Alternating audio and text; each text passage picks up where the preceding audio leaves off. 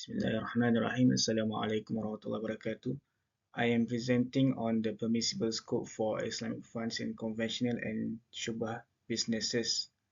So let us firstly dive into the situation we are in, where Islamic funds, as we know, face significant challenges in the conventional markets because there is no boundaries. The boundaries between permissible and impermissible investments are blurred. So this creates the shubha. This is included in the shubha, which is doubtful matters, and it creates a complex landscape and where Islamic principles must be carefully applied.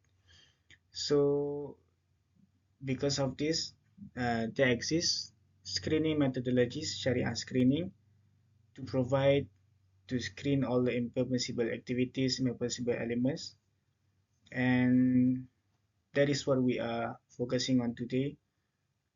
We are analyzing the permissible scope, and then we are examining the current screening methodologies and the alignment with Maqasid al-Sharia. Now, let us understand what is Shubha. So, Shubha linguistically means iltibas, which is unclear, and it also means doubtful and ambiguous. And it is mentioned in the hadith of Rasulullah SAW in the Arba'in al-Nawawiyah. إن الحلال بين الحرام بين وبينهما مشتبهات فمن اتقى الشبهات فقد استبرأ لدينه وعرضه. And the translation is as I have put here: the lawful is clear and the unlawful is clear, and between them are the doubtful matters. Whoever avoids the doubtful matters has protected his religion. And this is a foundational hadith in this matter. And analyzing the classical scholars' definitions on Shubha, um, they have provided different definitions, but they connotate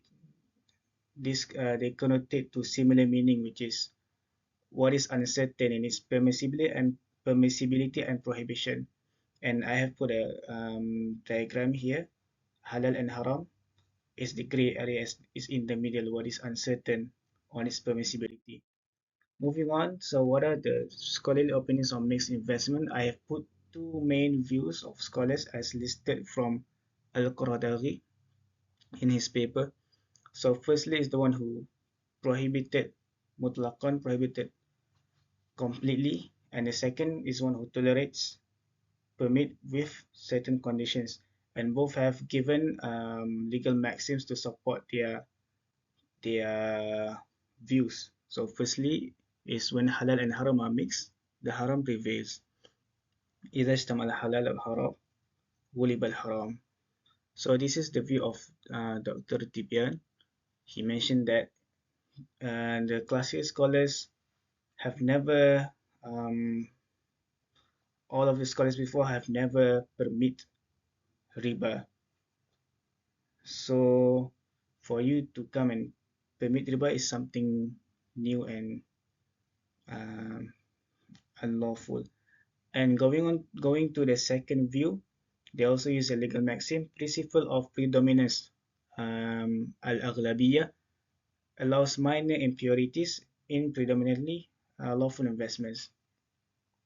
So this is the view of Sheikh Taqi Usmani, Sheikh Ali Qaradawi, and Sheikh Mustafa Zarqa. And this is the what mainly what is applied in most markets nowadays. Now moving on, what is Sharia screening? And as I mentioned before, the Sharia screening mainly has two approaches, two steps to approach in doing the screening. Firstly, financial ratios approach, which is the quantitative approach, and the core business activities approach, which is the qualitative approach. So, as the name suggests, in core business activities, we will evaluate the business by primary operations has um, if it has riba and impermissible elements in it. And in financial ratios, it is evaluated the amount of debt, amount of ratios in the certain company if they exceeded the threshold or not. Now let's compare the practices nowadays from the major Sharia entities. Firstly, the SAC of the Security Commissions of Malaysia, they put it the benchmark of 5% for highly prohibited activities and 20% for less severe activities. And in the financial ratios, they put 33%, and they've listed the benchmark for cash over total assets and debt over total assets. Next, the Dow Jones Islamic Market Index also did the two-dimensional approach, and they differ on the type. They didn't put any. There is no benchmark on the first stage. However, in the second stage, they put forward a different ratio to be evaluated, which is the 24 months average market capitalization. And then the IFE standards also put forward the two-dimensional approach. And as you can see, for the qualitative, they put 5% and financial 30%. So comparing all those three, we can see that they all have different numbers for the threshold. One have 5%, 20%, 33%, and they differ in the financial ratios also. So what did they compare in financial ratios is different as we can see before. So yeah, okay, next. So the juristic basis for these thresholds,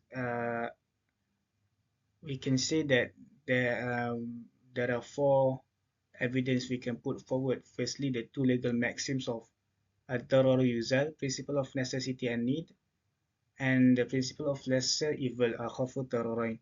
And I also put two more principles of predominance, as I mentioned before, al-aghlabiyya, when the halal is dominance is more than the haram, and general affliction, umul balwa, when it is very hard to find any business that is not involved with conventional activities, as it's so hard to find today, so it is a necessity and it is a general affliction. So what are the weaknesses, what are the gaps in this system? Firstly is the lack of scriptural basis. So the numbers, as we mentioned before, 5, 10, and 33%, they lack direct evidence from the Islamic scripture. So there is no evidence from the classical scripture. This is only the ijtihad of the modern contemporary scholars. And this has received a lot of criticisms from some scholars. And then thirdly, we are normalizing what is haram.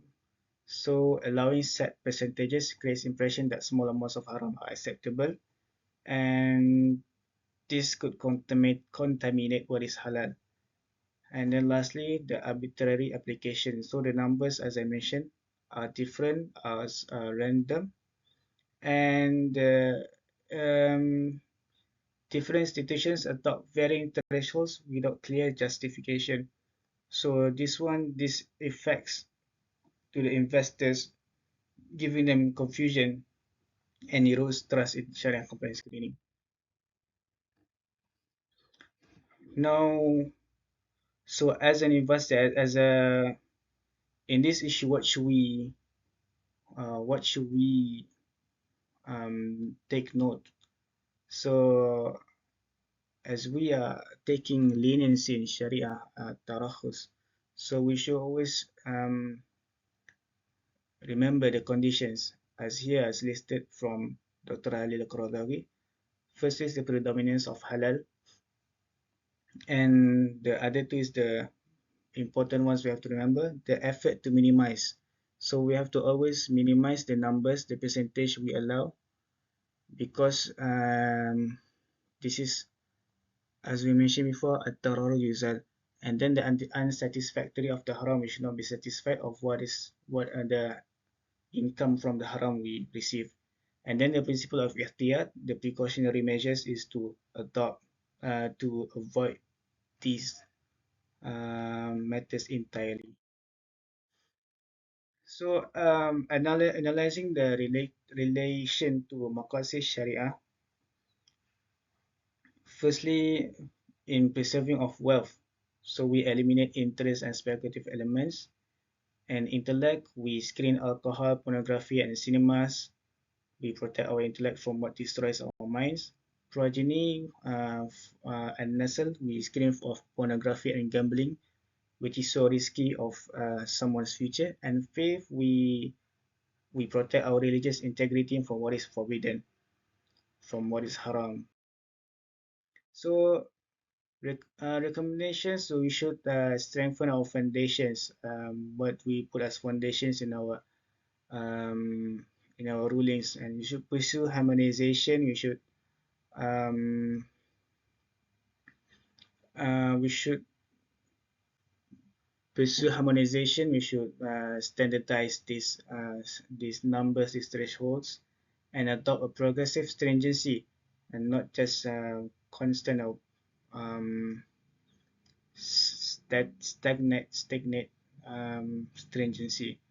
And integrate positive screening. This is where we should screen also the positive values from each businesses we are screening. So alongside screening the negative sides, we should also screening the positive ones. And lastly, enhance governance and transparency and educate investors, increasing awareness. So in summary, the current screening methods show varying alignments of maqasid Sharia, and there is debates where mixed investment is allowed or not. And we should move to a more maqasid oriented approach, and we should um, move forward to a global consensus and and pursue harmonization. I think that is all from me. Wabillahi taufiq wa hidayah. Assalamu alaikum warahmatullahi wabarakatuh.